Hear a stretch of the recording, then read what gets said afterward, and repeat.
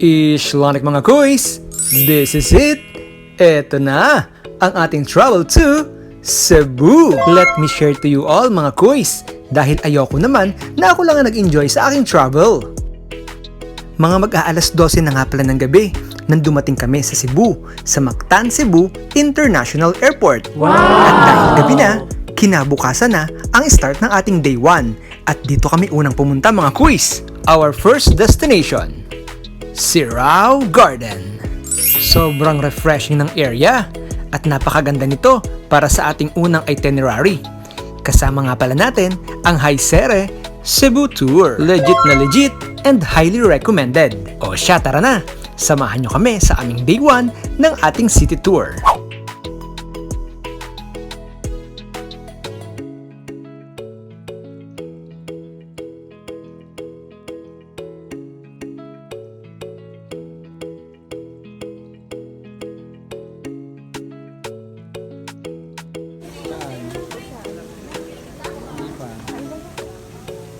Saan ba yun?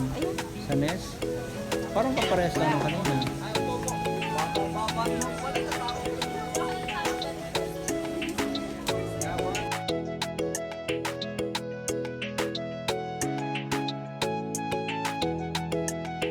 And for our second destination, dito naman tayo mga ate and mga quiz ko sa Temple of Leia. Ang taas pala ng location na to at kitang-kita ang buong syudad ng Cebu City. Salamat din sa Panginoon kasi napakaganda ng araw ng aming travel. Sabi ko nga, akala ko hindi kami matutuloy kasi nagbabanta si Bagyong Falcon. But thanks God, eto na, sulit! At tinupad ng Diyos ang aking panalangin.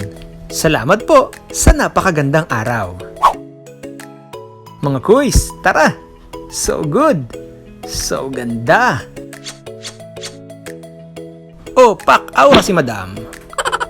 After 4 years at nagsimula ang pandemic, eto pa lang ang pinakaunang travel ulit namin magkasamang mag-asawa. Kaya, pagbigyan nyo na ha! Welcome to Taoist Temple.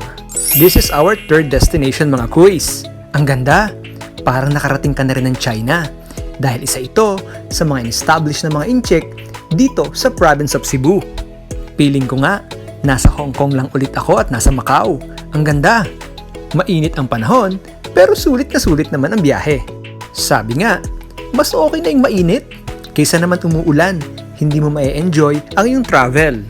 At dito, bawal nga palang kunan or picturan ang loob ng mga altar. Kasi syempre, para sa kanila, ito ay mga sacred na dapat igalang at irespeto. Kaya tayo bilang bisita, sunod lang tayo. At dahil lunch na, eto na, makakatikim na tayo ng legit na Rico's Lechon. Hindi kumpleto ko isang pagpunta mo ng Cebu kung hindi ka kakain ng kanilang ipinagmamalaking Lechon Cebu.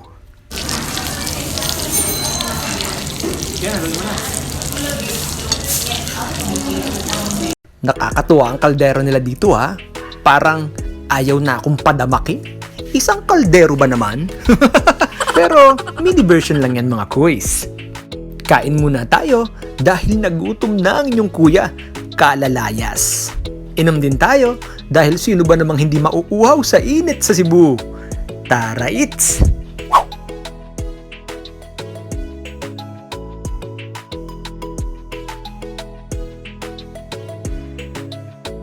After lunch, punta naman tayo sa Heritage of Cebu para malaman natin ang history.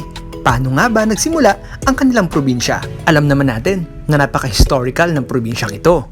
At eto nga, andito na tayo sa Magellan's Cross. Hindi halatang excited ang kuya nyo oh.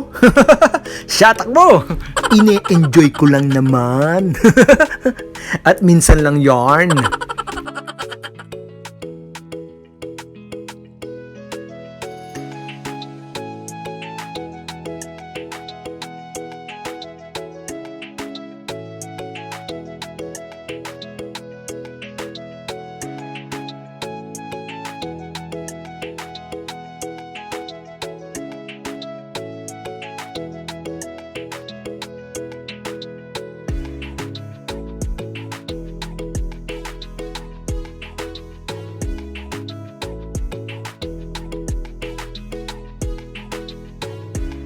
Ang sarap lang sa piling na dati nakakita ko lang to sa mga video at sa mga post. Ngayon, andito na kami. Kaya, salamat talaga kasi natupad na yung pangarap na mag-asawa ang makapag-travel sa Cebu at syempre sa Bohol. Actually, layas naman talaga ang kuya nyo. Pero hindi pa ako vlogger that time kaya hindi ko na-isave ang mga videos ko noon. Pero marami akong pictures. At isa nga pala ang Cebu at Bohol sa aking last bucket list. Katabi nga pala ng Magellan's Cross ang Colegio del Santo Niño. Tara, pasok tayo!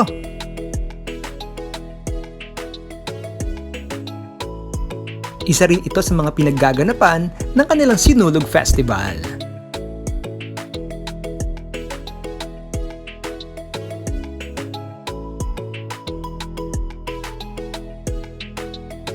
At huwag kalilimutan, magdasal tayo dito sa Santo Niño Church.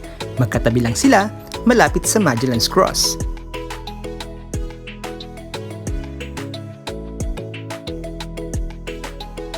After church, diretso naman kami sa Port San Pedro. At dahil nagkasundo naman ang team dahil joiners nga kami, ay sumilip lang kami saglit sa Port San Pedro. At dumiretso na kami sa 10,000 Roses. At tulad sa aking first real video, pinakita ko sa inyo na dumaan kami sa Sisilex. Chidan!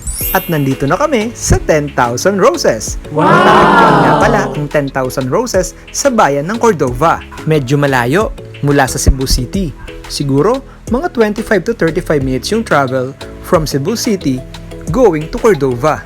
At syempre, sulit na sulit kapag nandito ka na. Dahil ito ang ating last destination para sa ating day 1, sulitin na nating magmuni-muni mga ate and mga kuis ko. Sarap ng may ka-date. Nasaan na ba yung kasama ko? Na-inlove na yata sa mga roses. Ayun naman pala. Uy! Nilagpasan lang ako. Suplada yarn.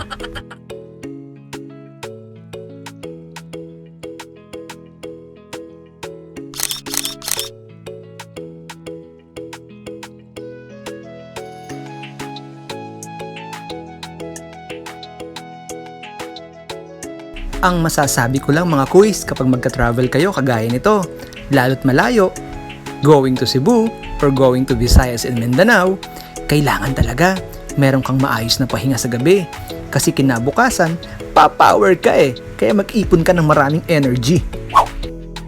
At bago kami umalis dito, nagmuni-muni na muna bago bumalik ng accommodation.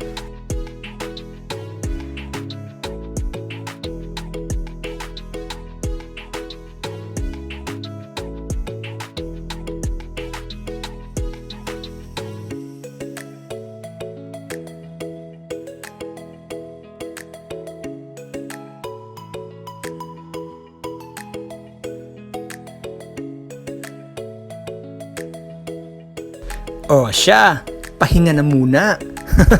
Napalaban kami sa day 1 tour na to Kita-kits tayo bukas mga kuys. Mas salamat!